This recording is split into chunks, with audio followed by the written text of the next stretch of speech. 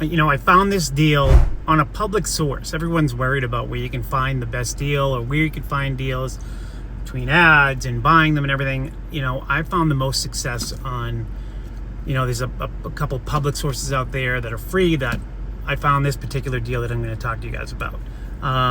So found the deal, and all I really did was reach out to the agent in this course, and I looked up the information and figured out, I did my due diligence the best I could before talking to the agent, and then reached out, got the agent on the phone, and just made a better deal than that I saw on this public site. So that's really the key to this is your money is made in the deal, like in buying the deal. That's where you make the most money, is when you buy that deal.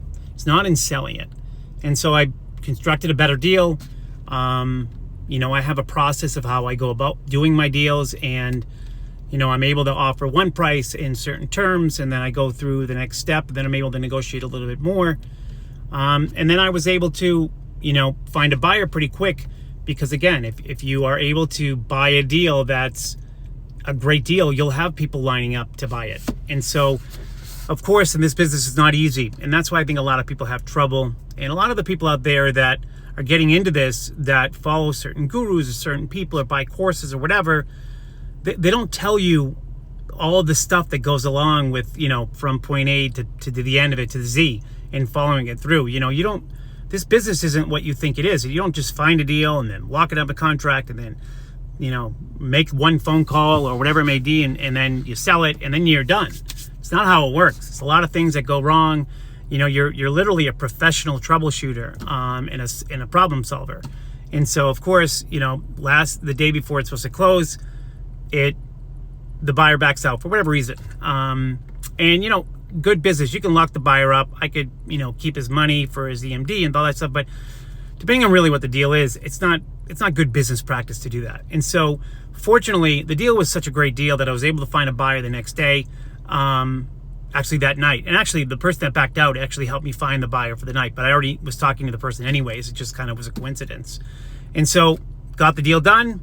It's an incredible deal, and then sold it and done. So I think, again, the biggest lesson in this video, or this series of videos, is buying the deal. The buy is where you make the money. Regardless if you're wholesaling, flipping, anything, that is where you make the money.